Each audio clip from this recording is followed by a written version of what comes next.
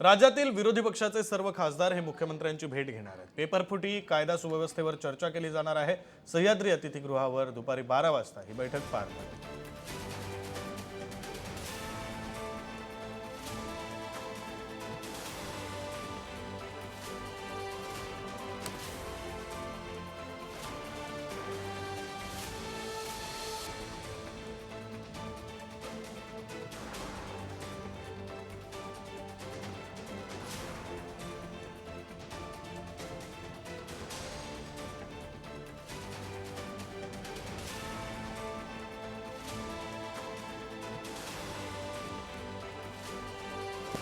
राज्यातील विरोधी पक्षाचे सर्व खासदार हे आज मुख्यमंत्री देवेंद्र फडणवीस यांची भेट घेणार आहेत। पेपरफुटी आणि कायदा सुव्यवस्था त्यासोबत अन्य काही विषयांवर हे खासदार मुख्यमंत्र्यांशी चर्चा करणार आहेत।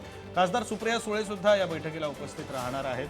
सह्याद्री अतिथीगृहावर दुपारी 12 वाजता ही बैठक पार पडणार आहे। विरोधी पक्षाचे राज्यातले खासदार अर्थात काँग्रेसचे, ठाकरेंच्या शिवसेनेचे आणि शरद पवारांच्या राष्ट्रवादीचे खासदार हे मुख्यमंत्र्यांसोबत आज बैठक घेणार आहेत, मुख्यमंत्र्यांची भेट घेणार आहेत। सह्याद्री अतिथीगृहावर दुपारी 12 वाजता महत्त्वाची बैठक पार पडणार आहे। बैठक कशासाठी आहे तर पेपरफुटी आणि कायदा सुव्यवस्था याबाबत चर्चा करण्यासाठी म्हणून ही बैठक आहे।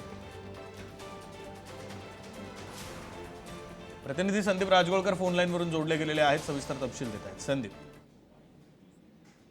विक्रांत अगदी बरोबर आहे। काही वेळातच ही बैठक होणार आहे। 12ची वेळ दिलेली आहे मुख्यमंत्री देवेंद्र फडणवीस यांनी आणि विरोधी पक्षातले सगळे खासदार जे आहेत ते मुख्यमंत्री फडणवीस यांची भेट घेणार आहेत। प्रामुख्याने जर बघितलं तर राज्यातले वेगवेगळे प्रश्न आहेत। पेपरफुटीचा प्रश्न आहे, त्याचबरोबर कायदा सुव्यवस्था, शेतकऱ्यांचे प्रश्न, अशा त्याचबरोबर पाऊस लांबलेला आहे। आपल्याला माहिती आहे बऱ्याचशा भागामध्ये पावसानं दडी मारलेली आहे। या सगळ्या विषयांवर मुख्यमंत्र्यांसोबत हे खासदार खरं तर चर्चा करणार आहेत आणि नेतृत्व जे करणार आहेत त्या राष्ट्रवादी काँग्रेस शरदचंद्र पवार पक्षाच्या खासदार सुप्रिया सुळे या नेतृत्व करणार आहेत। त्यांच्या पक्षाचे सगळे खासदार असल्याचं आपल्याला समजते। त्याचबरोबर शिवसेना, युबीटी आणि काँग्रेस पक्षातलेही काही खासदार जे आहेत जे मुंबईमध्ये उपलब्ध आहेत ते देखील या बैठकीला उपस्थित असणार आहेत।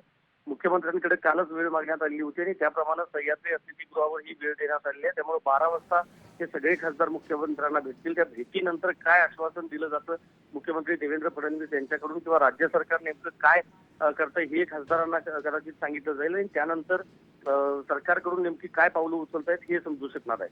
विक्रांत, अगदी ही महत्त्वपूर्ण बैठक आहे संदीप, तुम्ही म्हटल्याप्रमाणे, आणि या बैठकीनंतर काय आश्वासन दिलं जातंय, काही निर्णय होत आहेत का, हे सगळं पाहणं महत्त्वाचं असणार आहे आणि त्या सगळ्या संदर्भातले तपशील हे तुमच्याकडून घेत राहू। तुर्तास धन्यवाद तुम्ही दिलेल्या सविस्तर माहितीसाठी।